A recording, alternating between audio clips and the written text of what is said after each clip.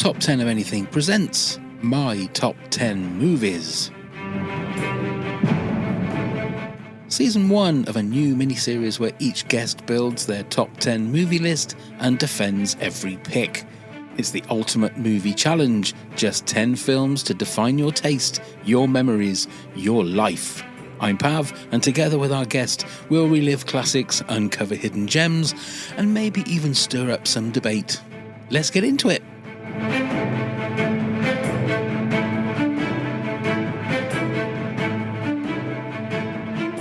Well, hello everyone. I was just saying to our guest, I don't really know how this is going to go, what the intro is supposed to be, but welcome to My Top 10 Movies, Series 1, Episode 1, and we're just going to get some great guests. We're going to chat about their top 10s. I'm hopefully going to put them in a lot of pain with them trying to work out what their top 10 movies of all time are, because it's an impossible question.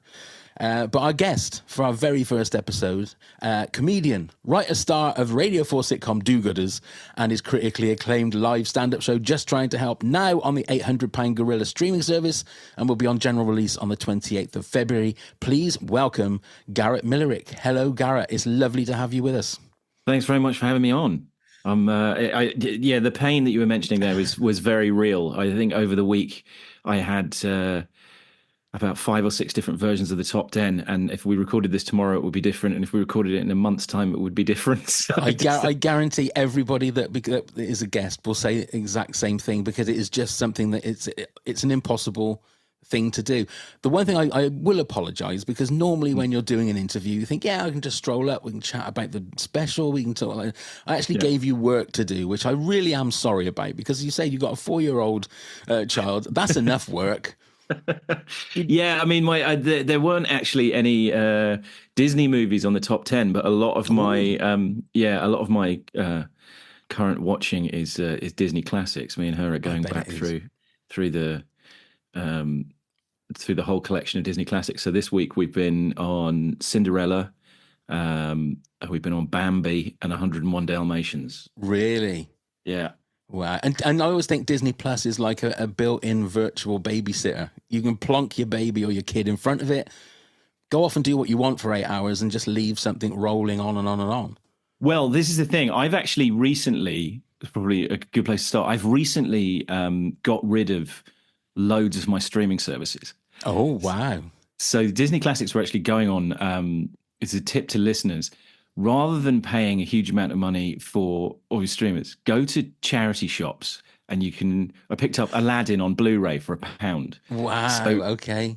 So she actually likes it for, I see you've got a lot of Star Wars things behind you. You're obviously a collector as well. Like I was from a very young age, I like collecting stuff, all sorts of stuff. And there's that thing about having the physical thing. She now has a cupboard in the living room of Blu-rays and DVDs that are hers, and before she wants to watch something, she'll open the cupboard and she'll get them all out on the floor and spread them out and then make the choice like that. And it's so much better than menus, because you do get in those menu loops, you're just going round and round and round and round.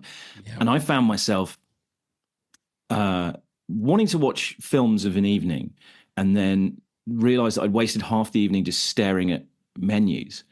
And I thought, I've actually got hundreds of DVDs. So I did that thing recently of taking away DVDs and put them in those big sort of Case Logic wallets, and I have them under the telly. Right. Having experience of just going back and flipping through discs, and it's much better. I just really do prefer it. And I mean, I know it's an old Peter Kay bit from his stand-up, but I'm of the generation when you had the videos that looked like books. You put them in cases, and it looks like you were really clever, because you had a whole library of, my God, look at all those books you read. No, actually, it's like a video. It's my mum's videotape of Neighbours that she records every day. I was the same as Have you kept yours? Have you kept your VHS? See, I've got my different versions of Star Wars on VHS, and we were only talking about this at the last top 10 that we were doing on Wednesday with killer animal movies with the HD podcast guys, and we were saying about I used to love physical media, but I got rid of my PlayStation 4, so I didn't have a Blu-ray player, so I ended up putting it all up in the loft and then selling it all to Music Magpie for 20p, a pop, and it was all Blu-rays and DVDs. But I used to love the fact that I'd be a completist. So even if I hated the movies, if I got, same with like things like Friends. My wife loved Friends, so we bought every season of Friends, and that's when it was like 22 episodes in a season. Yeah. So you'd have a whole shelf full of, what would it have been, like 50 videos of Friends or Buffy or all the, and you think, but I used to love it because it looked so great on your shelf. You have shelves stacked with just great, same as like vinyl and even tapes and CDs. The fact that it was physically there, and you're absolutely right. I mean, the amount of money I spend on streaming services, and we spend 75% of our time looking for and going, there's nothing to watch. Why is there nothing to watch? But we've got everything at our fingertips.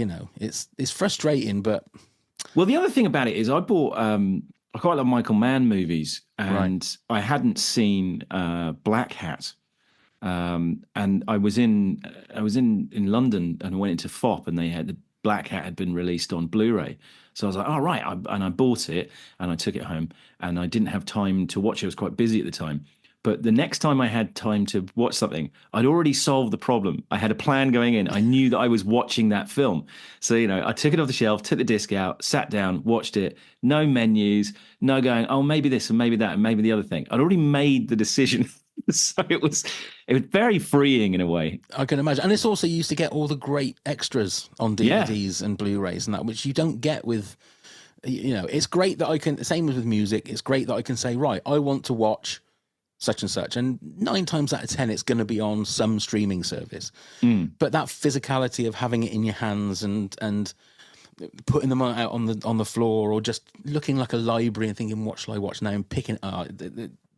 Kids don't understand it, do they? Kids, you have no idea the pleasure and the joy and the excitement of running down to Woolworths or whatever it was to go and grab it on the day of release, or play.com. I remember play.com and trying to see if you could get a region 1 because you'd switched your DVD player to multi-region so you could watch these American, it was great. Yeah, play.com was amazing. That I remember being like 18 and waiting for the little jiffy bag to arrive with the thing that you'd ordered. I ordered Fight Club on Region 1 DVD, and I had that one. And it was the first one that came in like a kind of cardboard slipcase. I'd never seen a DVD like that before. So I'd just seen the picture of the cover, and I remember the morning it arrived. It was a Saturday morning. Do you remember the post used to come in the morning? It was going from top tens to like old gits reminisce. But it was better in my day. But pulling it out of the jiffy bag and being like, wow, what's this? And it having, the incredible artwork on the inside. It was amazing. Yeah. Oh, kids, you've got no idea what it used to be like in the old days. Oh, dear. But like I say, I'm probably a different generation to you. So, I mean, I'm going back to when, like, video. And I can remember my brother bought a DVD player. And he went, come in and see this. Come and see this. Look. And he put Jaws on. And we were going, oh, my God, it's crystal clear. Look at that. Because you're going from video to, like, digital DVD. Yeah. And the fact now that everything's in 4K and now it's going to 8K and all of that kind of stuff, it's ridiculous, the quality of stuff. But it's also quantity as well.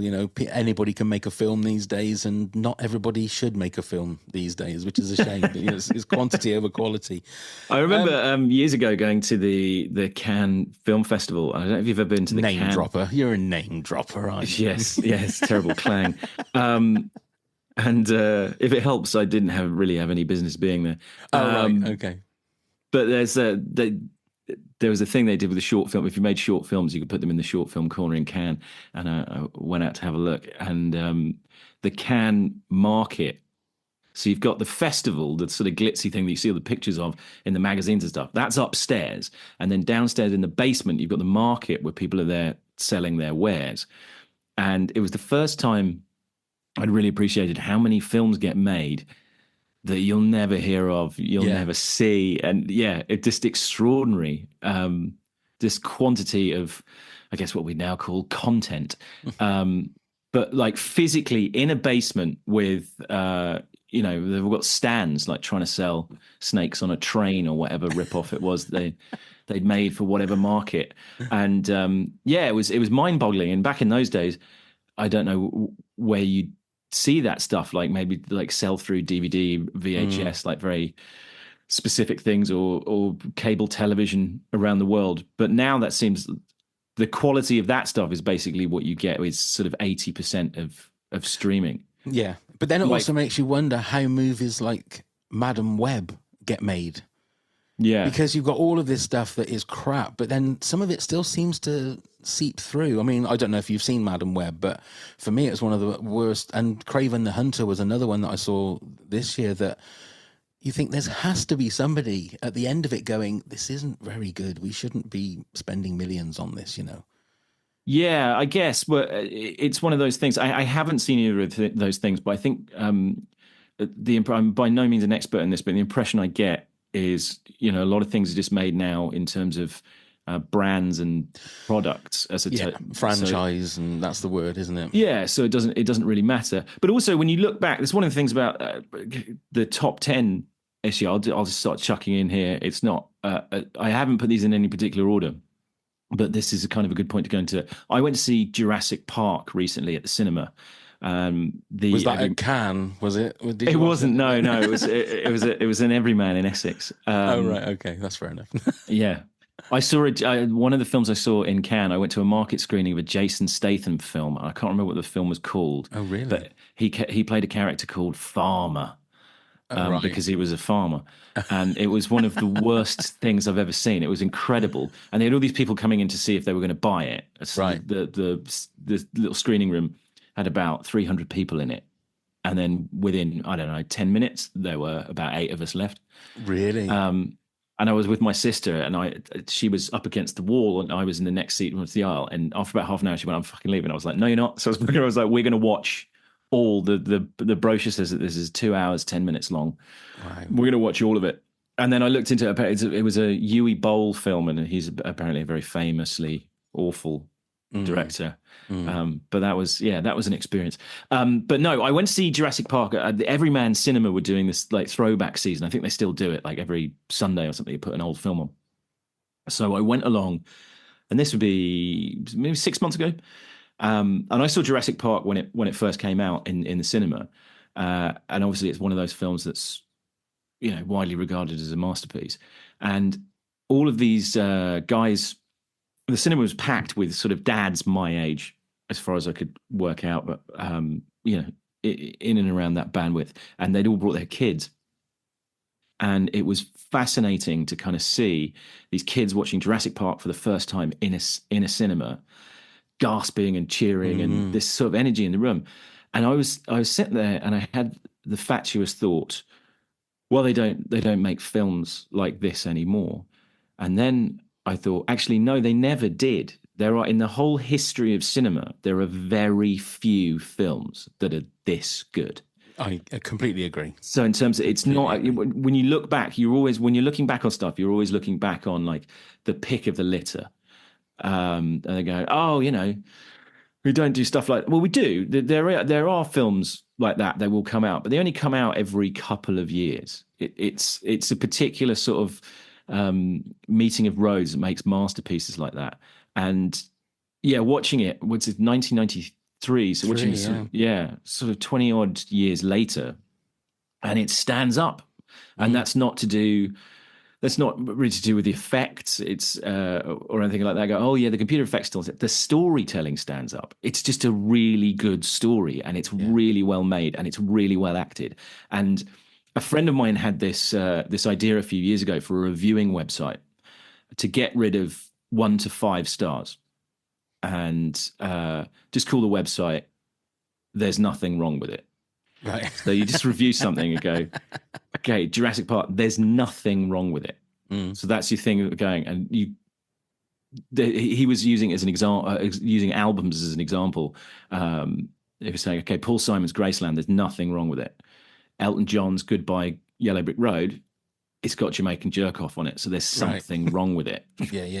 So you'd have to just put That's a great idea, though. It is, isn't it? That's a great idea. There's just looking at Jurassic Park, there's nothing wrong with it. And it was as exhilarating watching it then in my 40s as it was when I was 10 or whatever, when it came out. And I remember that summer when that came out, I saw it in the cinema twice, and then I went and had a look at dinosaur skeletons, and I got my dad to take me to the Natural History Museum, and it was so captivating and incredible. And then it came out on video, and you watch it over and over and over again. Indeed. And I hadn't seen it. I watched it when it came out on DVD, and then I watched it when it came out on Blu-ray. But I hadn't seen it, I guess, I don't know, 5 or 6 years, and just went down to cinema on a Sunday afternoon. And it wasn't just that the film blew me away; it was the reaction of the crowd, and it wasn't nostalgia. You had 8-year-olds there, nothing to do with nostalgia. They weren't viewing it as something that was old or simple or anything. They were just being whipped up by this fantastic story, incredibly well told. And there was an incredible atmosphere in the cinema, and it was really, really great to see. So that's on my top 10. Oh, well, that's going to be interesting. Before we actually delve into your top 10, let's talk about your special. Now, I've watched it, and I must admit, I was a little bit nervous to talk to you for the start because if there's one word to say about your stand-up, it's that you can get quite intense. You can get, not I was going to say confrontational, but I did feel sorry for the people in the first couple of rows of your show when you're sort of standing above them, very foreboding and barking stuff at them. I kind of thought, oh, dear me, I don't know. I wouldn't know whether to laugh or cry because you're quite imposing on stage. Yeah. Where does that, because, I mean, I'm going to say it's an act because you are performing. Where does that come from? Well, it's a controlled detonation, isn't it? It's a... I think actually before I did stand up, I was a lot more unreasonable in my daily life. Holy crap! So I got an outlet. For it now. I was working last night, so I can have a very calm conversation with you this morning. That's good. So you've shot your wad basically. Yeah. Well, it's that thing is that you're taking ideas and you're pushing them to ridiculous conclusions. And I really, I've always enjoyed theatricality. In performance and the things that I enjoy watching. So, the experience of going into a room and going into a club and everybody having kind of a visceral experience is something that I've always enjoyed. So I don't know, when I started, I think it was a lot calmer. I remember I was in Exeter once on a Saturday night, and I was quite new, and we went into this gig in a pub. And the place was an absolute bear pit. People have been drinking like it was the end of the world. I think people have been taking a lot of cocaine. There was a lot of there was sort of a threat of violence in the air. And it was a very intimidating environment. And I was watching what was going on. I was on in the middle. And I just thought, okay, I'm going to go. These people are going ape, essentially. And I'll go ape back at them. Right. And see if I can win. So I did. And then I came off and I was like, oh, there's something in that. There's something kind of fun to explore it. Because there are the bits in the show where I'm being very big, and there's also bits in the show where I'm being very, very small, and you can accentuate both by going to both extremes. I would say, there's only about out of the hour, there's only about 5 or 6 minutes when I'm when I'm standing on barrels and holding girders on the ceiling like Donkey Kong, leering over the audience. But it is like the volcano erupting, isn't it? It's like it builds up 100%. To that, and then all of a sudden it's just like you're sploshing everybody with red hot lava. But it's them as well. It's for them as well, because it's a cathartic experience for all of you. So you're taking people, on the ludicrous journey of the ideas. It's a roller coaster, right? So there's got to be peaks and troughs and thrills, and you've got to take corners and stuff. But yeah, it's supposed to be fun, basically.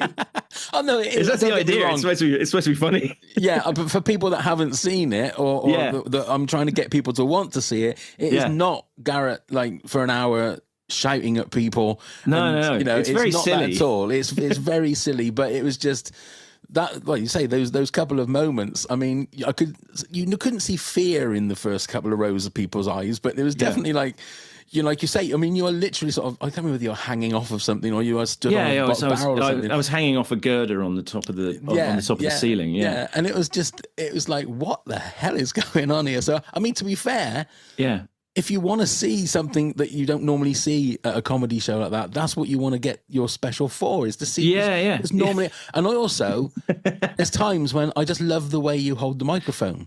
You Yeah. like hold it at the bottom, sort of at the very tip. And sometimes you are so loud that you sort of have to move the microphone away. Otherwise, you're going to blow everybody's ears. Yeah. I have to modulate it because, I've got a very sort of deep, booming voice. And The Room, it's a fantastic comedy club that that special was shot in. But it's got a very low ceiling and it's in a basement. It's quite a contained environment with stone walls.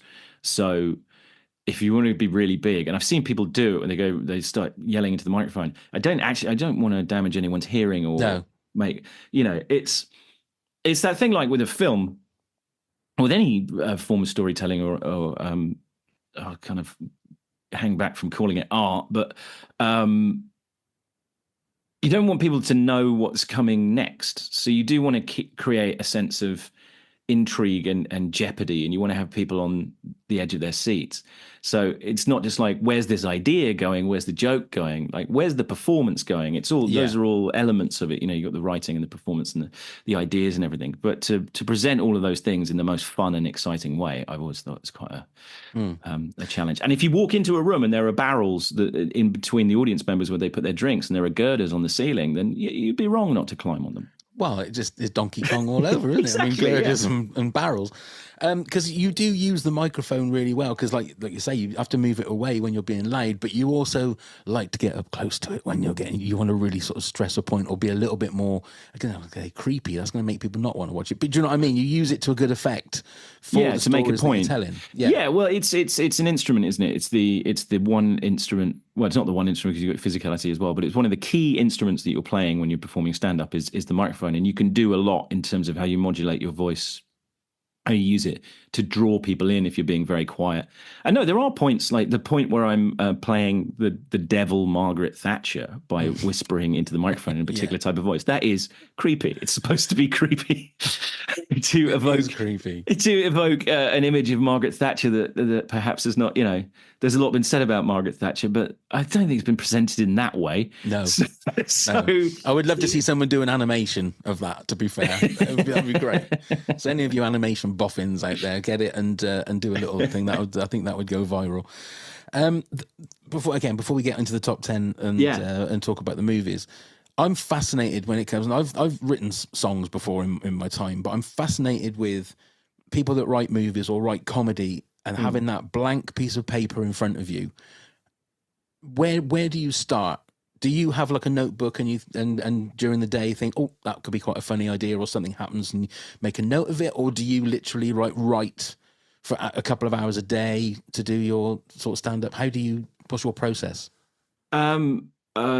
iPhone notes a lot of the time, just putting down little ideas, and then you sit down and you try and work them out and write through them. And then a lot of times when you're doing previews on your material nights, you'll take ideas and some kernels of things and you go and develop them. But it's basically you're building it from kind of small chunks, small ideas, small observations, and just adding to it and taking away and adding to it. I mean, the special that's just come out is quite an interesting one, because I take about 4 months to write a show. But due to the circumstances of when that show was written, the very first kind of performance of that, or a skeleton version of it, was February of 2020. And then you had the pandemic, you had various things coming back. So reworking it, adding to it. And it ended up then going on to Edinburgh and doing very well in Edinburgh. And then there was another gap, and then it went on tour, and then there was another gap, and we filmed it, and there's another gap, and we released it. And one of the things I find interesting about looking at it, some of the stuff that at various points in 2021 or 2022 or 2023, whatever, felt like, oh, this is the most ridiculous and cartoony thing I can possibly think of, actually now has sort of resonance with things that are happening. Right.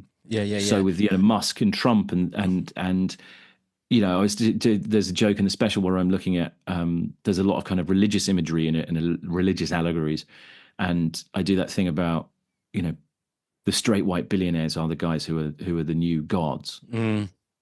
That was completely absurd in 2020. It was slightly absurd in 2021. In 2023, it was like, okay, that's an observation on something. It was, and now it's like, oh, that's happened. You've got you have straight white billionaires at rallies with thousands of people cheering their names and pumping their fists in the sky and being like, these people are the saviors. So it sounds like a Star Wars convention as well. That does. Yeah. It's had an interesting way of sort of catching up with itself all the way along, and I keep changing it and changing it and changing it and adapting it and adding new bits and taking things away. But the show is sort of matured into itself, I think. I think it's weird. I'm going to name drop now. Okay. When for another podcast we spoke to Armando Iannucci during the lockdown, and we were saying that things like The Thick of It, couldn't be written today because real world is more fucked up than anyone can ever think, and it's more ridiculous, and I won't say funnier because it's not funnier, but it's more ridiculous than anything anyone can think of. So when you're dipping your foot into the political pool, because the world seems so fucked up these days, is it hard? Are you just underlying what the real world is like, or is it very hard to try and find comedy in that? I must admit, I thought the Jeff Bezos Amazon stuff that you did, I thought that was genius, because you're sort of laughing, but you are going, that is absolutely true. Everything you said about the white gods and stuff is absolutely true. Is it hard to pick the comedy out of that, or do you find it's easier? I don't know really, because I'm a huge supporter of Amazon in that I buy a lot of stuff from Amazon. Yeah. It's easy. Yeah. So I'm not really in a position to criticize it. So that sort of self-loathing, like I know that there are problems with it. Obviously, I'm aware of that, but the convenience of it is such that I ignore that. So you kind of start from a level of kind of self-criticism and disgust. And sort of break apart and like, what do I love about this? And start building it out from there. Yeah. So it's not like I don't particularly like political comedy. I think it's quite boring. And it's certainly, I think there are good examples of it, as there are with everything, but I think it's got to a point, and certainly has done over the last sort of 5 to 10 years, where it's like titillating people with their own opinions is child's play, and there's no value to it. Just going out and going, yeah. I think this is bad. I'd rather sort of walk out on stage and be like, I like Trump, and I actually did that in his last presidency. I had a whole thing about him just going out and going, I like him, and everyone just goes, whoa. So now you've dug yourself a hole, and you have to find a comedic way of getting out of the hole. I was. Working recently, I've seen a lot of people just be like, Trump's bad. And you go, well, yeah, what's that? Yeah, you're right. Yeah. As soon as you take a side, somebody's going to attack you for it, aren't they? You might as well say he's bad and he's good. And, some people like him for this reason and other people like him for this. But someone was I was seeing someone recently talking about him being orange. And you're like, that's the best you've got of everything that's happened in the last 4 weeks. That's the funniest thing that you can say. It's extraordinary. It's not even original, is it, really? No, but it's pointless as well. I mean, you look at the situation and go, it shouldn't be difficult to write comedy about because it's not funny. I mean, it's very funny if you're looking from a complete detached point of view.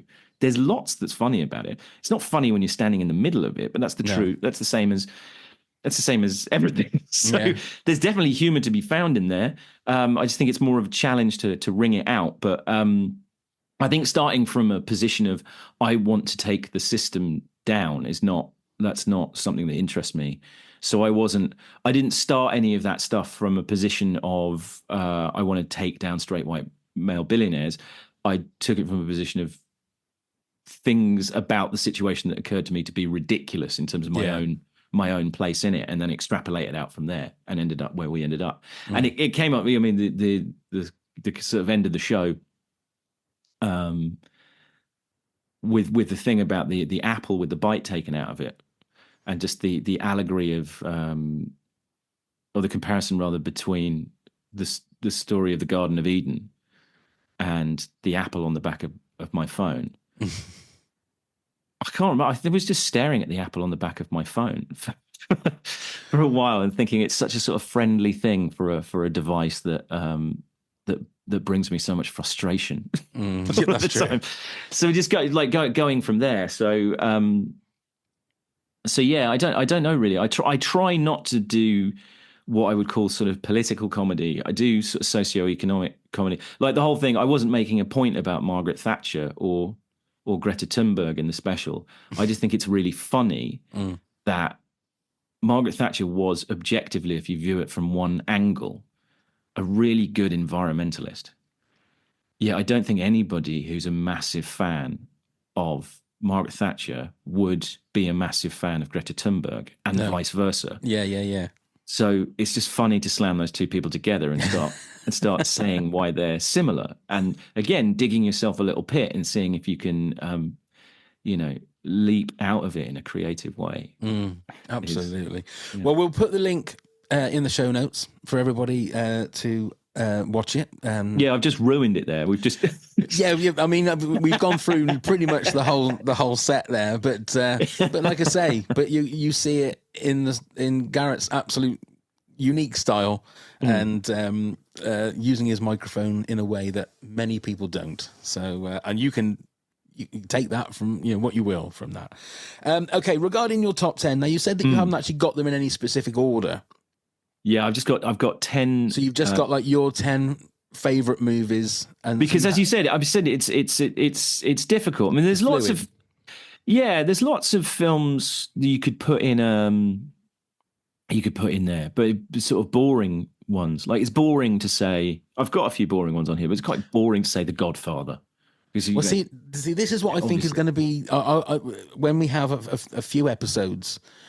I don't know whether people are going to think to themselves that exact thing. That, yeah, I mean, everybody's going to say The Godfather, but if it's your favorite movie, I mean, like again, I'd have 3 Star Wars. I think I've got 3 Star Wars and 2 Indiana Jones movies in my top 10 because they're for me the greatest movies that I've ever seen.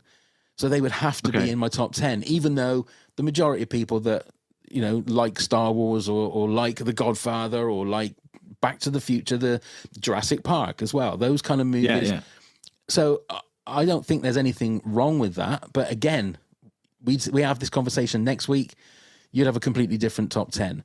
So in regards to first chatting about them, I'll just ask you what your number 10 is, and we'll do it like that and do it as a top 10 going up. If you've got one that is a specific, your favorite ever movie, we'll leave that one to the last. Okay. Yeah. I think I can on the fly stick this in an order. Okay. I mean, you've said Jurassic Park, and we've sort of talked about Jurassic Park. Is that in your top 10? That's on the list, but I wouldn't be number 10. So we can get that in the. Okay, that's fine. So what would you have as your number 10? Okay, number 10 is Toy Story 3.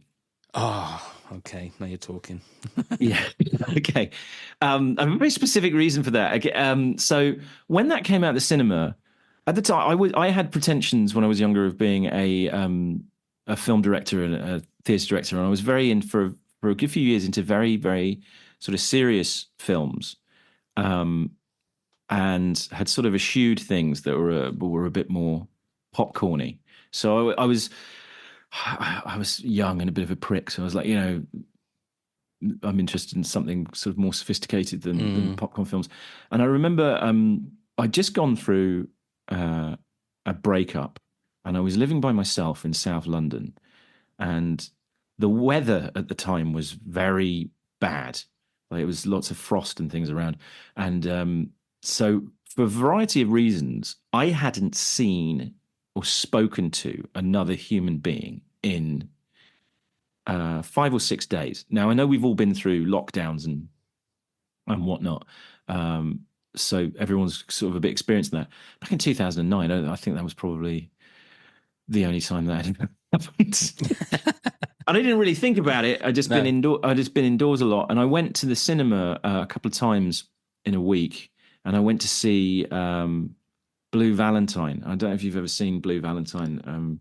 No, I don't think so. No. There's Michelle Williams and I think it's Ryan Reynolds. And it's a brilliant film.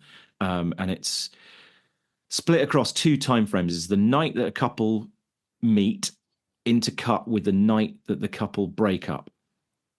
And there's all these sort of things that they like about each other on the first meeting that eventually they grow into these sort of cancerous tumors on their relationship almost, that those are the things that kind of break them apart. And it's brilliantly, acutely observed, beautifully shot, incredibly acted, really well written. And I came out of the cinema and I felt dreadful because I just lived that. And then you sort of see it on the screen and go, yeah, that's what that feels like. Fucking awful. Absolutely fucking awful. So I went home then and I was more depressed. And then I went out a couple of days later and I watched Black Swan, the evil ballet movie. Natalie Portman. Yeah, I can't remember a huge amount about that other than I like Darren Aronofsky. I think he directed it. I haven't seen it since that evening, but again, it made me feel bad and unsettled, even though I seem to remember it's beautifully shot. It's quite intriguing. Yeah. Brilliantly acted, all of that, but it made me feel terrible. And then later on that week, I saw Toy Story 3. And I came out of the cinema and I felt good, really good. I felt great. I felt uplifted. And it was the same cinema, the same walk. And it was at the Brixton Ritzy, and there's kind of a square outside it. And I remember like taking exactly the same angle across the square and realizing halfway through the square, oh, I actually want to watch films that make me feel like Toy Story 3. Yeah. Because life is hard and it's difficult and it's full of pain and stuff. And that's something that you can major on. And if you look at your, you can go and experience that through art and whatever, and there is a value in that. But I was like, oh, it's actually harder to make people feel good like Toy Story 3 does. And it was a real moment that I just thought, I've been quite wrong about this. Like entertaining people in that way and making them feel great is actually quite hard. It's fewer people do it successfully, which must be. Yeah. It's kind of a weird thing about cinema is that some people like to put themselves in through that pain and not succumb to the fact of like you say, of just going to watch a popcorn movie. Know that I mean, the thing is, there's a lot of depth to the Toy Story movies. I know. Yeah. I mean, I still find it very hard to watch Toy Story 2 and When Somebody Loved Me song. Yeah. Because being a dad and being a granddad, that whole thing of like the people that have relied on you for so many years all of a sudden don't need you anymore. And it breaks my heart every time I listen to that song from Toy Story 2. So I don't know. I mean, as a father now, have you watched Toy Story 2 since then? Did that hit different? I have, yeah. In the last couple of months, I've watched Toy Story 1, 2, 3, and 4. Right. Yeah, they're brilliant. As you say, it's a lot of depth. Yeah. To them, and I don't know if it's kind of about a popcorn movie. I know what you mean by the term, but there is a lot of depth to the Toy Story films. There's a lot of depth, and they're brilliantly well made. They're beautifully crafted, and there's a lot of Pixar films and Disney films, and indeed popcorn films that are like that.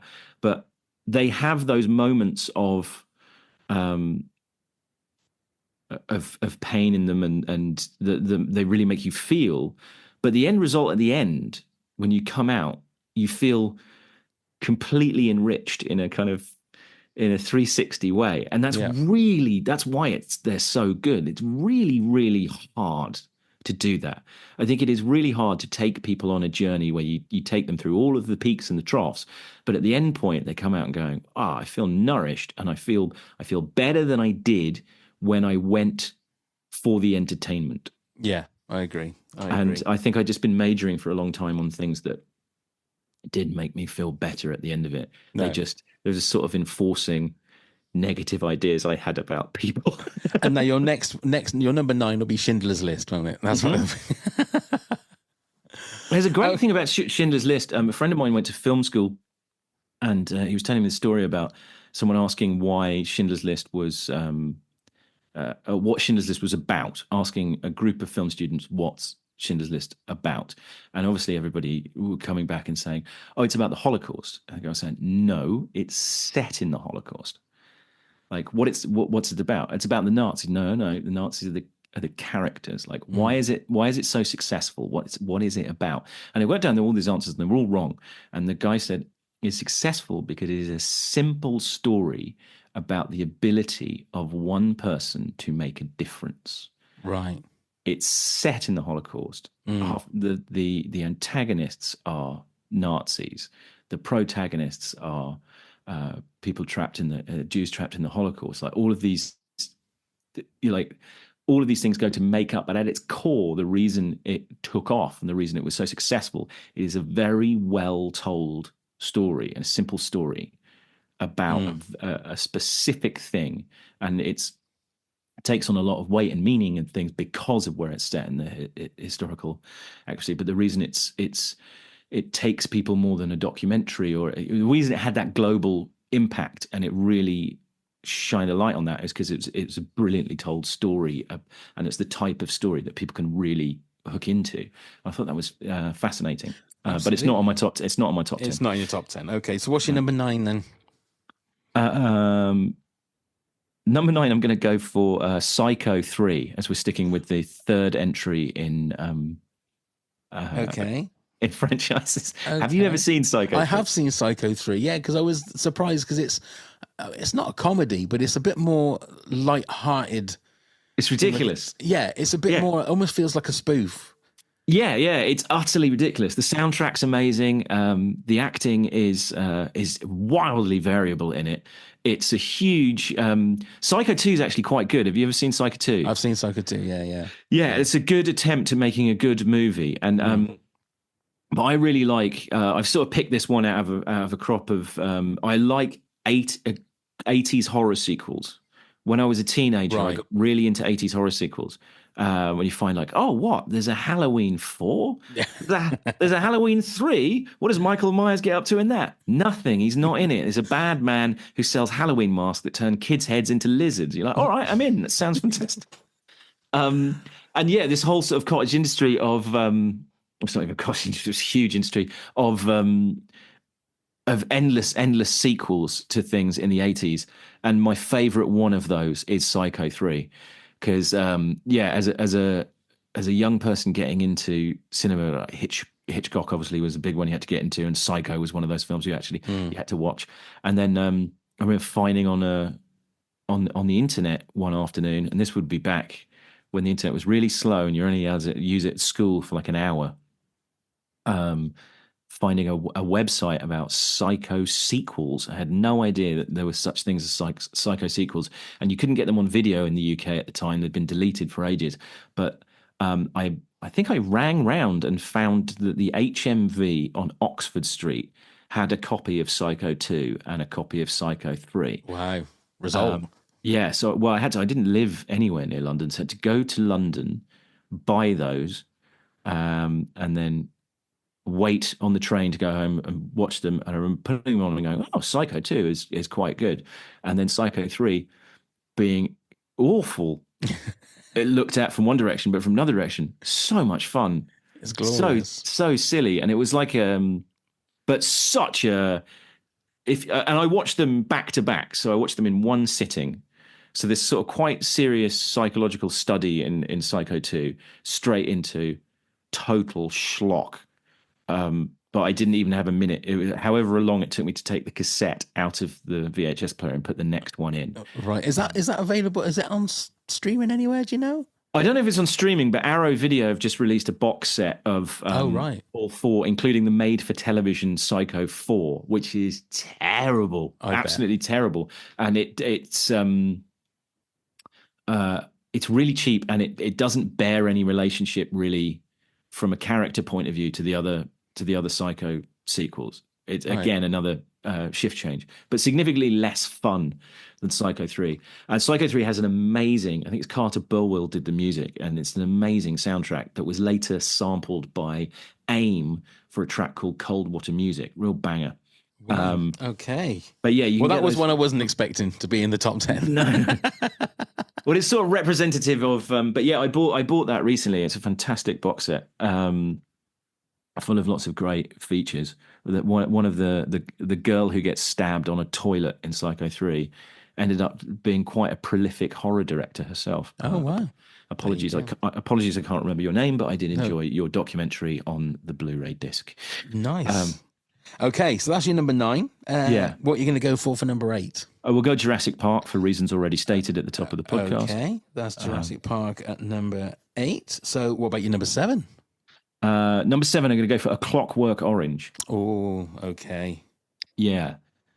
So I had, as many people, I think young men had, I had the poster of this on my wall when I was a teenager, and was kind of intrigued by it for a long time before I'd actually seen the film, because you couldn't watch it in the UK, and it was during in the 90s, during its banned period. So I read the book and quite liked the book, and then I had read lots of things about the film without seeing the film, and then it was a friend of mine's dad bought it on video from America and brought it over for us. I watched it on video, and then very soon after that, it was re-released in cinemas over here, and I went to see it on a Saturday afternoon, and I loved it. I thought it was brilliant. I thought the design of it was brilliant. The acting, I thought it was scary and weird, and the music was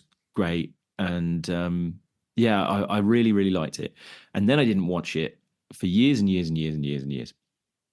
And during lockdown, I was doing a project with a friend of mine, Tom Selinsky, who is one of the co-hosts of Best Pick podcast. And the project was basically, I got bored during lockdown of doing Zoom quizzes with friends. So we decided to do, we would watch all of Stanley Kubrick's films throughout lockdown whilst reading a book about Stanley Kubrick. And we'd do one a week, and then we'd have a chat about it or exchange emails about it. And I did that with Tom, and then I did Michael Mann with a couple of friends from university, and I did David Lean with some comics. Just directors who had really large bodies of work that would take you a few months to get through. But it was great. Yeah. It was fun. So Tom and I were watching all the Kubrick films, and when we came around to Stanley, the Clockwork Orange, I watched it one afternoon, and it utterly blew me away. And it was in the context of watching it the week after watching 2001: A Space Odyssey, and I realized in the afternoon watching it in my late 30s, early 40s, that although I liked it as a teenager, I didn't actually understand a single thing about it. And watching it with this new sense of perspective of age and maturity, I think I got it a lot better. But I found it incredibly entertaining and scary on a fundamental level. And also I could see how it's sort of a perfect sequel to 2001: A Space Odyssey. So you have this beautiful Panavision scope, incredibly special effects, blowing your mind on a philosophical tale about mankind's origins in the universe and where we're headed, and asking all of these questions about who we are and who we could possibly be at the peak of our potential. Mm. And then the film he followed it up with was a film about who we actually are, not who we could be. Yeah. And it's got the similar, where you have this orchestral Strauss and things in 2001. In A Clockwork Orange, you've got this classical music that's pushed through this electric bastardization to create the sort of the strange Beethoven in there.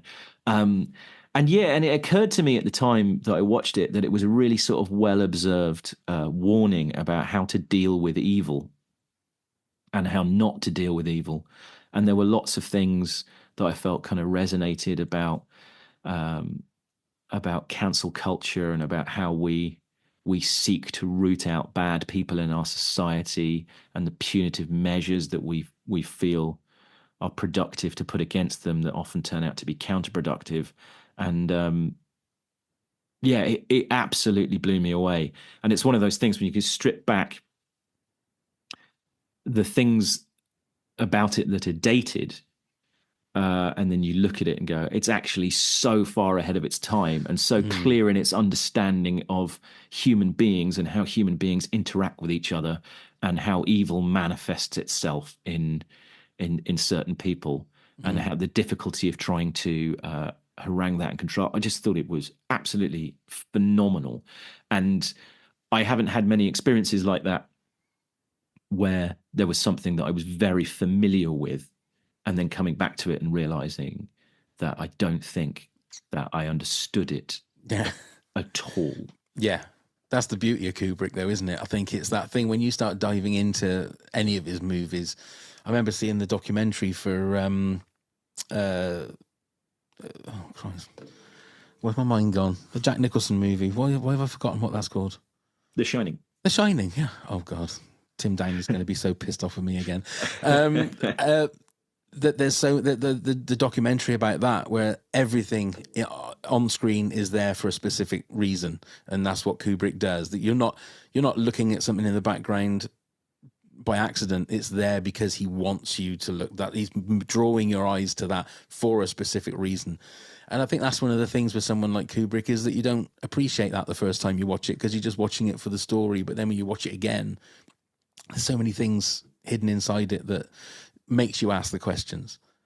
Yeah, well, I just don't think as a 16-year-old I was in any way mature enough to even start to unpack what it was about.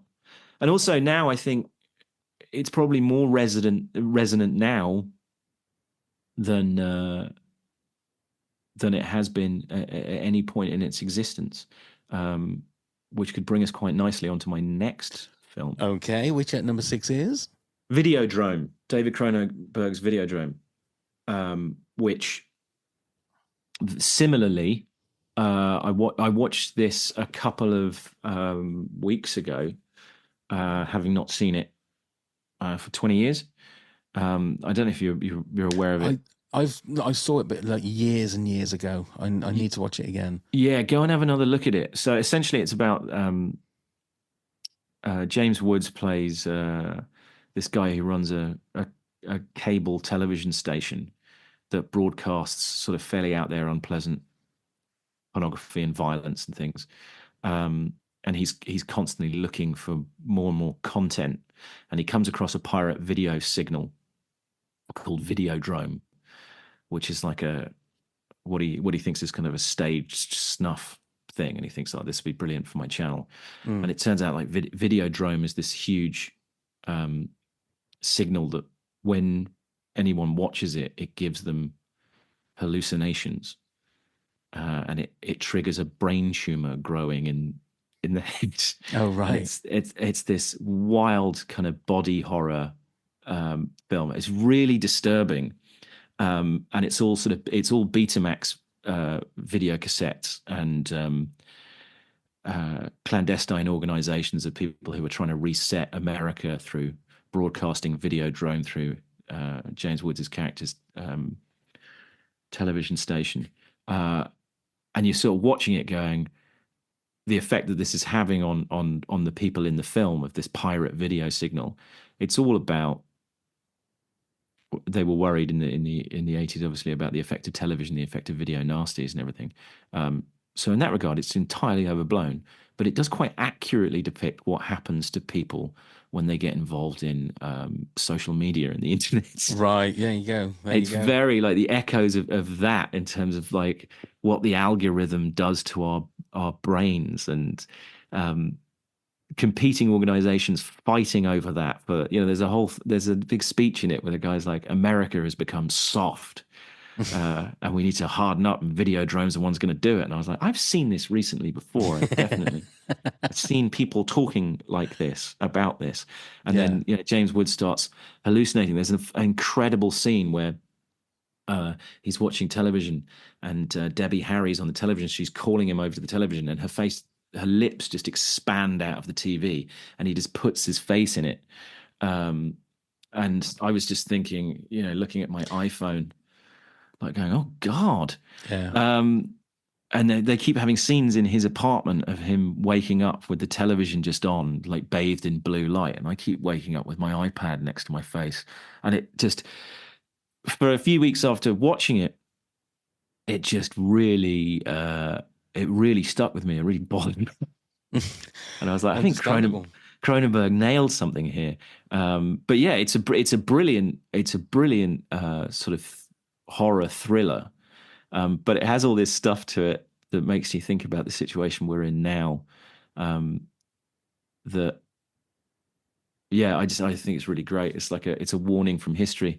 The philosophy of it is quite sound in terms of what we're looking for and the effect that these things can have on us. Indeed. Packaged into a really fun film. Nostradamus like. Yeah, absolutely. Take away Betamax and well, exactly. Switch look it up, kids. Look it up. Switch it. And then I was like, I haven't seen James Woods in anything for a while. And I Wikipedia'd him. And there's a whole thing on his Wikipedia page about how he fell foul of making tweets that people didn't like, and he got he got embroiled in a whole like Twitter storm and things, and that affected his career. And I was reading it going, God damn, the Videodrome got the star of the Videodrome. There you go. They'll get you in the end. Yeah. Okay, number 5 then. Number 5, The Life and Death of Colonel Blimp. This is a movie this is David Niven, isn't it? It's not David Niven. Is it not? No, Anton Walbrook. But David Niven was in other. It's a Powell and Pressburger film, and David Niven was in other Powell and Pressburger films. Right. So this was made during the Second World War in Britain, and I think it's based on a Punch cartoon. It's a brilliant. It's a really, really brilliant film about a friendship between a British soldier and a German soldier that spans 5 decades, right up to the Second World War. I think it was an incredible film to make in the middle of the Second World War, analyzing the friendship between these two aging men. I came across it. I studied history at university, and towards the end of my history degree, I was significantly less interested in history than I was in film and theatre, which I wasn't studying. And my personal tutor took me aside one day, and he was like, well, you could write your dissertation on British wartime films. So I can basically find a way to tailor the end of your degree into something that is more in line with your current interests, which was incredibly generous of him. And he did say, oh, and you'll get to watch all these incredible films that you haven't seen. So I just get to watch an amazing pile of films, British films from the 30s and 40s, introduced me to Powell and Pressburger. And this was by far and away my favorite. It's really, really good. I recommend anyone to go and watch it. Incredibly funny and uplifting and important. It's got so much about it. It's really, really great, and it's kind of cartoony, but it's got a serious message. You will feel incredibly uplifted at the end of the film. It's beautifully well made. One of those kind of 1940s 3-strip Technicolor jobs. It's just brilliant. And I got to see it actually about 2 months after I handed my dissertation in. I was at the Edinburgh Festival doing a play, and there happened to be a Powell and Pressburger retrospective on at the Edinburgh Film Festival. So I got to go and see it in the cinema, introduced by Thelma Schoonmaker, Martin Scorsese's editor, who was married to the director, Michael Powell. Oh, right. And she came over to give a keynote speech about Michael Powell at the film festival, which I got to go to as well, which was because Martin Scorsese is a huge fan of Powell and Press. He was responsible in the late 70s and 80s for actually getting the British Film Institute to restore these films and save them for posterity. I think you can get this from the Criterion Collection. I've got a really good Blu-ray of it. You should be able to find it on streaming. Yeah. But yeah, if you want an incredible movie to watch, a really good Sunday afternoon movie, I will add that to my ever-growing list of things I need to watch and listen to. Yeah, I mean, and then you get into all sorts of other Powell and Pressburger movies. You've got the Red Shoes and Black Narcissus and A Matter of Life and Death, and there's loads and loads and loads of films. But as an entry point, I would thoroughly recommend this one. It's really, really great. Okie doke, and that's your number 5. Okay, your number 4. What have we done here? I'm going to go for. How many I've got left? 1, 2, 3, 4. Okay, I'm going to go for number 4. It's getting harder as you go up the list. Of course, put them in some sort of order. I'm going to go for Heat. Okay. Very like that's popcorn filmmaking at its absolute best. It's so good. Yeah. It's so good. One of my favorite scenes in anything ever is that I don't know if you've ever seen Peep Show, the sitcom. Yeah. They go to the theater and they're watching a play. And Mark turns to Jerry and says, like, how long does this last? And he goes, as far as I can work out, we get to leave in an hour for a bit, and then we have to come back in for another hour. And then he looks at him and says, I could be at home watching Heat on DVD. They say, I'm going to pretend like I am watching Heat on DVD. And I appreciate as a middle class, slightly overweight, bearded dad, this is exactly the sort of film people go, oh yeah, you like that. And I do like it. I love it. It's so good. I was telling you about doing that lockdown project. I did Michael Mann with a couple of university friends, and I got slightly depressed the week after we watched Heat, because again, I hadn't watched it in a very long time, and I sat down to watch it on a Sunday afternoon, all 3 hours of it. And when it finished, I was slightly depressed because I thought there's not that many films that are that good. That's true. Like next week, I'm not going to be watching something that good. I can remember when they were making it, or when it was coming out, it was all billed as because it was Pacino and De Niro in a scene for the first time.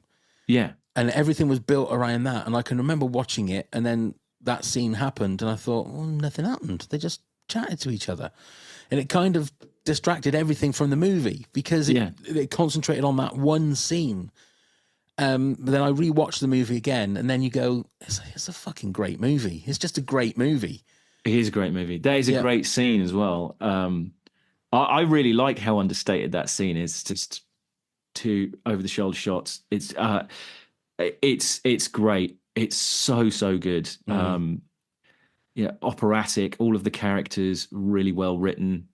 That's that funny thing, like Al Pacino, just on the verge of being too much.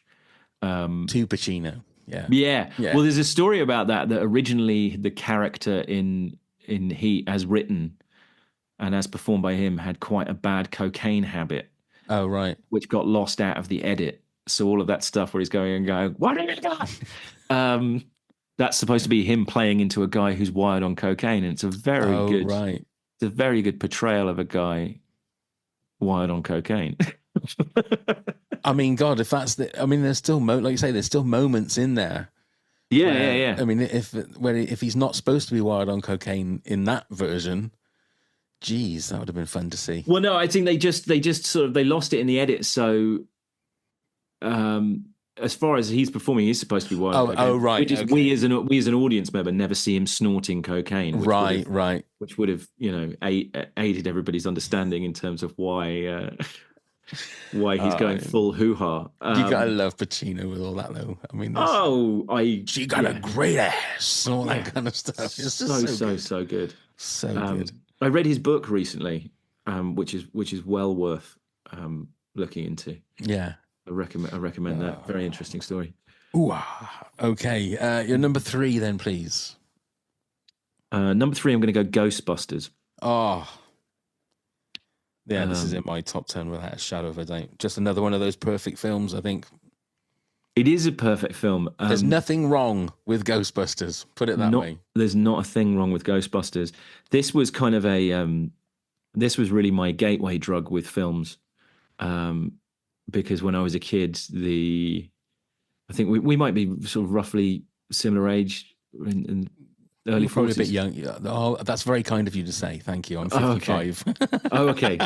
That's very kind of you to say. Oh, I'll take that. well, when I was a kid, I think, I think it's similar now, but the toys and everything goes in phases. So Thundercats, I think, was the first one, and Ghostbusters was the second, followed by Turtles. But Ghostbusters was, I don't remember if it was the cartoon or the film I saw first. I don't Oh, remember right. how. Okay. I don't remember how I was introduced to it. But I do remember it's the first video I ever owned. My mum's friend Anna worked in a video rental store, and she got me a copy of Ghostbusters, and so it was the first like VHS that I ever had, and I still have it. And I watched it over and over and over again. Watched every episode of the cartoon. And I like the second one. Do And you? That's interesting. yeah, because I saw that in the cinema in 1989, and I was just so happy to see the Ghostbusters on the screen again. Yeah. Because I didn't really have any critical faculties. And one of the things about Ghostbusters, I didn't know for a very long time how funny Ghostbusters was. Really? Because I was watching it as a 5-year-old, 6-year-old. Right. Okay. I see what you mean. So I wasn't coming at it from that angle.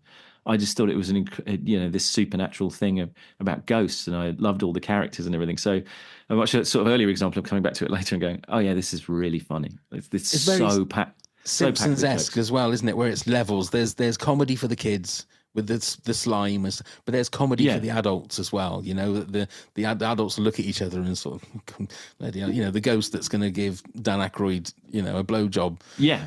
That's shouldn't be in a kids film, but it's not really a kids. I don't think it's a kids film. It's got lovely special effects and big Stay Puft Marshmallow Man, but it's verging on an adult-ish kind of comedy. But it's such a good film, such a good film. What did you think about the maybe not talk about the 2016 remake? Well, they just said it wasn't a remake. I despise that film. It's such a bad film. Well, to be honest with you, I think it was one of those things. When they announced it, I thought, well, that's a really good idea. I thought it was just doing a little switch on it was quite a clever way of freshening it up. Look, my personal feeling about it is, it would have been after Harold Ramis died, and if you're not going to do the second one the third one in 1993, then just leave it. Leave it. Yeah. I'm not a huge fan. I see you've got a baby Yoda behind you, so we could get into an argument about. Let's not, because I've seen how intense you can get. I don't want to have that on a Saturday morning. Well, on the other side of my screen, I've got my James Bond collection. Okay. So, obviously, I'm not a huge fan of the news that Amazon have purchased James Bond. Indeed. I wasn't keen when Disney purchased Star Wars. No, I agree. And I was right about that. What I said to my friend in the afternoon, that Disney purchased Star Wars, he said, what are you going to do? What do you think they're going to do? I was like, I think they're going to pump out as much stuff from it as they possibly can. Yeah. To the point that it's ruined and everybody hates it. Then they're going to drag its battered corpse to the side of the road, shoot it in the head, and walk on. Mm. And that's kind of what's happened. Yeah. So I don't, I think a Bond film every 3 to 5 years or whatever was great, was perfect. And yeah, there are bad Bond films, there are good Bond films. I just really like Bond films, and I like them growing up and everything. So I'm a bit like. Do you think that there's going to be, with Amazon, there'll be an Amazon series of Young Bond and an Amazon series of Scaramanga, and of course it's going to be just ripping the shit out of every aspect that they can of Bond? Yeah, of course, because it's not about. And that's fine, because they're a big company and they've got shareholders, and they've got their responsibility to the shareholders is to maximize the amount of money that they can in the shortest period of time. Yeah. And that's got nothing to do with whether or not it's a good idea. I just like, even though I'm a fan of that as a franchise, I just want successive generations to have their own things. Yes. There's certain things like Bond has been around since the early 60s, and there's been one every year, every 3 years, 5 years. It spans a period of British culture. It's quite an interesting thing to look at in that it kind of provides a history of action cinema because it's a reactive series, not a proactive series. It reacts to what's going on around it. So, Star Wars comes out, you get Moonraker, blaxploitation is big, you get Live and Let Die. They do things when you get the Bourne films, you get Casino Royale. It sort of reacts as it goes along. So it's sort of an interesting thing like that. So it spans generations from grandmothers and grandfathers all the way down to grandkids. I just don't think that's going to be improved any by just having a huge splurge and explosion of stuff. Like no one's benefited really from there being 3 more Ghostbusters films. That's not that's like what I went to see them, and you're sort of looking at going, I like Paul Rudd. This is fine. Yeah, I liked Afterlife. I do like the way that they had Harold Ramis, spoilers if anyone hasn't seen it, but they had Harold Ramis in it. And I must admit, I shed a little bit of a tear at the very end. But the more you watch it, the more you think, the original Ghostbusters don't really have anything to do, especially in the, Frozen Empire, the last one that came out.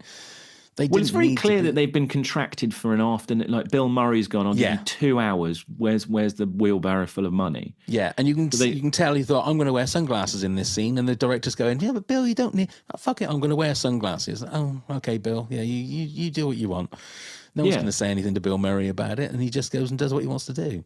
I remember for years there were those rumors saying there's going to be a new Ghostbusters film, and it's going to be Ben Stiller, and it's going to be the Ghostbusters handing on the thing. Just make something new. I understand it costs a lot of money now to do these things, and it's hundreds of millions, and they got to make their money back, so they're risk adverse.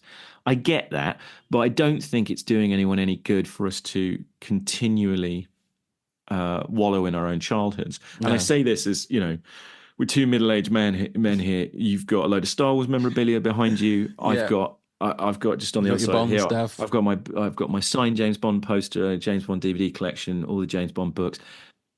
So that I don't think it's good for us to encourage more people to be like us. No. But also, I want my children to have their own Ghostbusters. Yes. Yeah. I don't want them to have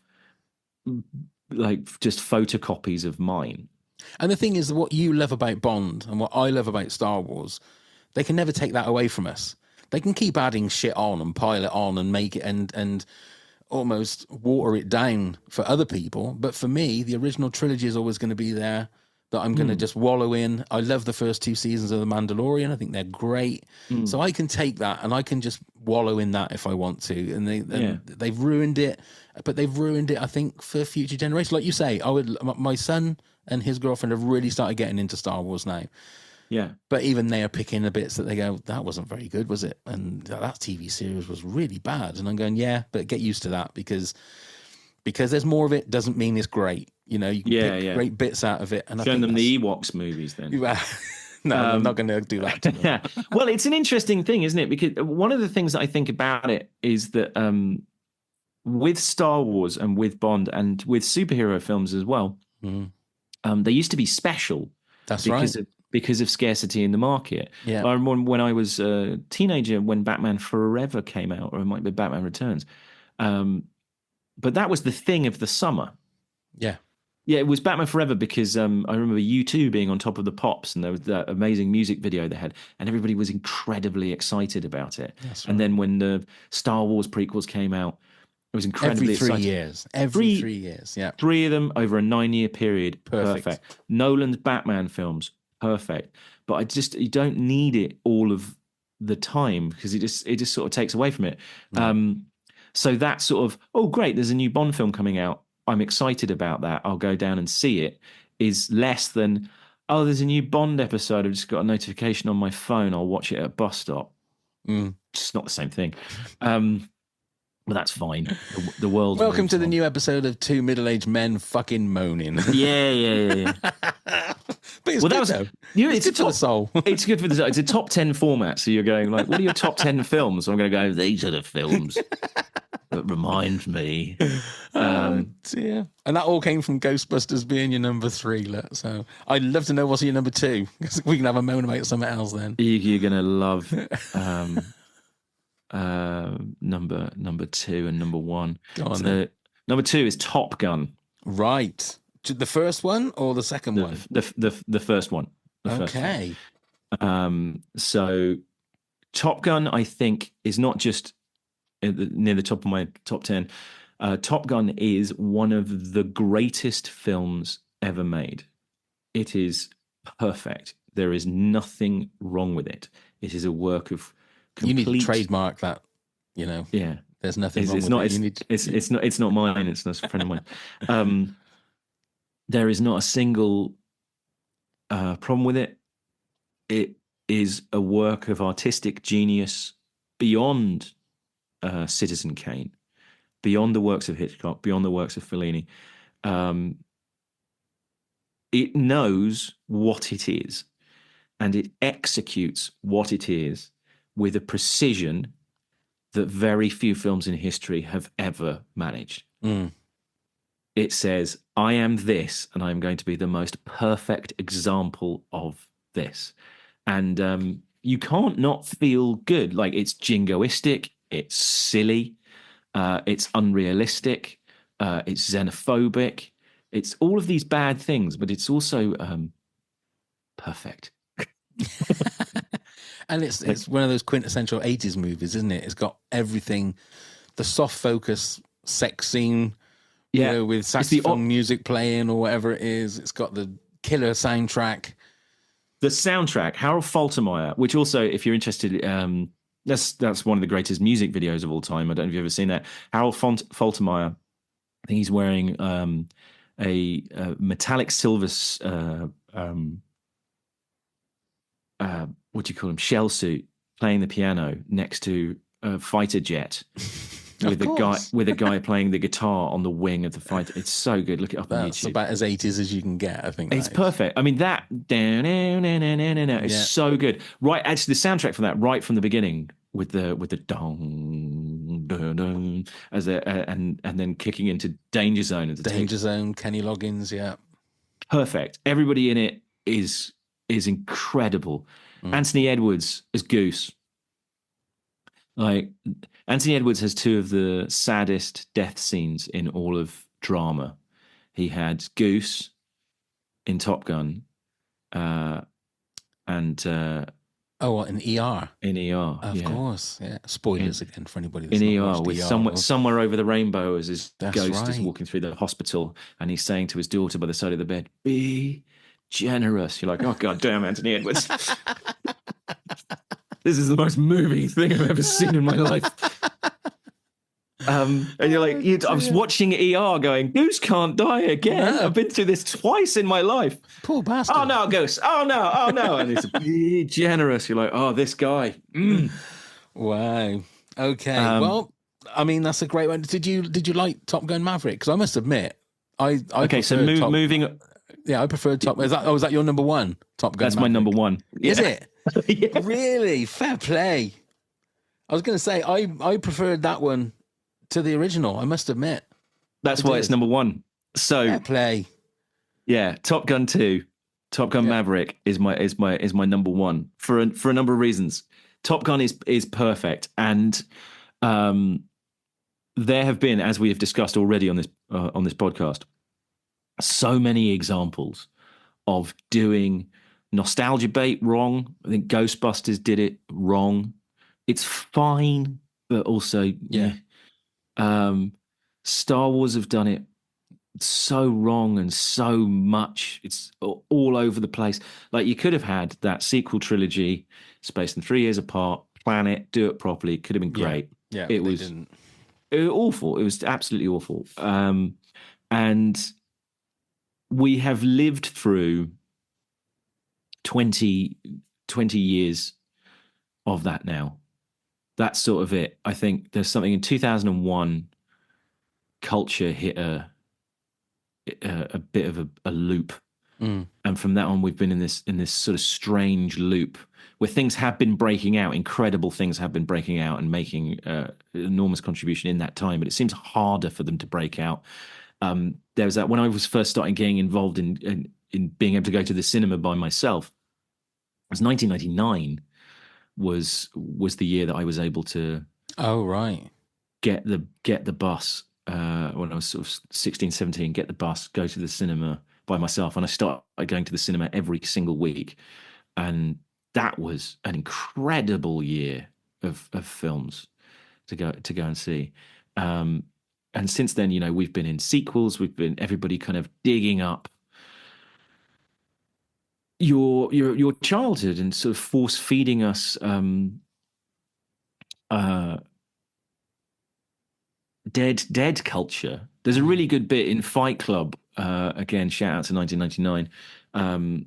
Fight Club is one of my famous. It was on the list. It's actually written in here in a pile of films, but we didn't get to it. Didn't quite make it.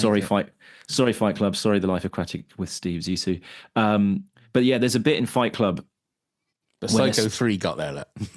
It's very, very important. I figure most people listening to this might have seen Life Aquatic with Steve Zissou and Fight Club and be fully aware why they're good films. Yeah. If just one person goes away from listening to this bilge of me waffling on for ages and says, I'm going to watch Psycho 3, then I've done a good thing with my Saturday morning. Absolutely. So yeah, they're smashing up cars with baseball bats, just Edward Norton and Brad Pitt walking up the road, smashing up. And they're going, leave it, smash it. And then they get to the final car they get to is the new VW Beetle, and they just look at each other and nod and smash it up. And on the audio commentary, David Fincher says that he was in discussion with Brad Pitt and Edward Norton about that, and that they were saying, their most hated car was the VW Beetle, the new one. Yeah. Because there's something particularly obnoxious about taking somebody else's parents' culture and repackaging it badly and then selling it to them for a premium. And they were like the sort of Woodstock 99 and the VW Beetle and everything represent, it's got the molded vase in the dashboard. And they were saying that is they found that sort of particularly egregious. And we've had sort of 20 years of films just doing that, going, South Park nailed it with their member berries thing. Yes. So after all of that, and most of it being rubbish and done really like nostalgia baiting really badly, the last great film star on the planet, Tom Cruise, sidles up to the plate and says, this is how you do it. Yeah. And shows you absolutely perfectly how to make a film that's wildly entertaining, wildly exciting, tickles those little nostalgia ivories there just enough to get you in. It's actually got Tom Cruise in it for the entire film, whilst also having a new cast of interesting characters. Goose comes back for a scene, for God's sake. Yeah. So perfectly pitched. It could have been awful. And everybody thought it was going to be, didn't they? When they first announced it, everyone thought, oh my God, why are they trying to do this? Yeah, don't do that. Don't do that. I went to see it with my friend James on the opening night. And when the original music came on, just right at the beginning, and the title cards came up about Top Gun, I was shaking with excitement. And when the chime came in, I just punched the air. It was so good. And then I saw it, went to see it again in IMAX, which is like, it's the stunts alone and filming all that for real. Yes, like could have done it with CGI. But no, we're going to actually go up in the planes, and you can see it. You can see the G-force on their face, and because it's real, there's that connection to it that makes it infinitely more exciting. But yeah, it's perfectly pitched, it's perfectly acted, and it's sort of the only true example of somebody coming back to something that was so iconic in culture and knocking it out of the park. I was talking to a friend of mine, the comedian Mary Elaine Robinson, and early last year, we were doing some gigs together and we were having lunch, and she was saying Top Gun's one of her favorite films. And I said, "Oh, what did you think of Maverick?" And she said, "I haven't seen it." And I was like, "What do you mean? What do you mean? You've got to see it. You've got to see it." And she said, "Oh, I missed it at the cinema and I don't want to stream it." And I was like, "You are correct." So I got my phone out and I was like, there must be a cinema screening of it happening at some stage. There'll be one. So I just had a look, and it happened to be at the Royal Albert Hall in about 5 months' time, with the London Philharmonic playing the score live. So I was like, we should go to that. She was like, we totally should go to that. So we bought tickets for it, and they were eye-wateringly expensive. But that was going to be her first experience of seeing the film. Oh, my God. So we went along to the Royal Albert Hall, and full orchestra, just incredible, massive screen. Kicked off, the conductor came out, starts giving a speech to the audience. Turns out it's only the bloody composer of the soundtrack. Oh, really? And he says, we've got some guests here this evening. We've got Harold Faltermeyer, the original composer of... Did he have the silver jumpsuit on or not? He didn't. Unfortunately, no, he didn't have the silver jumpsuit on. And he was like, Jerry Bruckheimer is in the room tonight. Oh, my God. Everybody whooped, hollered, and cheered. And the editor was there, and the screenwriter was there, and it was cool. And he was like, now we're going to kick off. So they started playing, and they got this big crescendo, and all of these lights went around the top of the Albert Hall. It was very cool, and this incredible sense of excitement. And then actual Tom Cruise, walks out onto the stage at the Royal Albert Hall, and the crowd went ballistic. That is fantastic. We've been constantly, and then he gave a really cool speech about the history of sound in cinema and how this is the premiere of Top Gun Maverick with an orchestra, and talking about the importance of live music and the importance of cinema. It was like, oh my God, Tom, I love you. I love you. Then he went off. Film starts. The orchestra's just mind-blowingly good. And you see how good the music is. And then there was an interval, and we went outside to vape. And Marilyn was just like, wow, it's great. And I said, it is great, isn't it? And I've got something to tell you. She was like, what's that? And I was like, the second half is better than the first. She was like, no fucking way. So we went back in, and yeah, the whole place went wild. And then it was brilliant. And at the end, the orchestra got a standing ovation. And then somebody spotted Tom Cruise in one of the boxes, and he had been in there watching. So everyone, after applauding the orchestra, everyone just turned round, and Tom Cruise got like a 10-minute standing ovation. Wow. And it was awesome. That was worth every penny then. It was worth every single penny. I got to watch Top Gun 2 with Tom Cruise. And by being part of a 10-minute standing ovation, I got to thank him for making really the only really good example of doing a sequel to a much loved thing that knocked it out of the park. I mean, that's a great reason why you've got that as your 1 and 2. Yeah. Isn't it? I mean, what a great way. Well, Garrett, thank you so much for taking us on your journey for your top 10 movies. And what a great story to finish off with. Thanks very much. It's been an absolute pleasure talking to you. Thank you. So just remember, Garrett's show, Just Trying to Help, is now, it'll be on the 28th of February on the £800 Gorilla streaming service. We'll put the link in the show notes, so just click on that. Go and watch the man do his job, because he's very, very good at it. Thank you very much. There's nothing wrong with that special. I'm telling you, there's nothing wrong with it at all. So also, just to let you know, patreon.com/top10pods if you want to get future episodes of the My Top 10 movie series a few days earlier than everybody else. And also let you know, the theme music is by Nikos Spiliotis, just to let you know that. Garrett, once again, thank you so much. It's been so much fun chatting to you. Good luck with everything in the future, and maybe speak again sometime. Thanks. Awesome. Thank you very much, everybody, for watching and listening. Cheers. Bye-bye.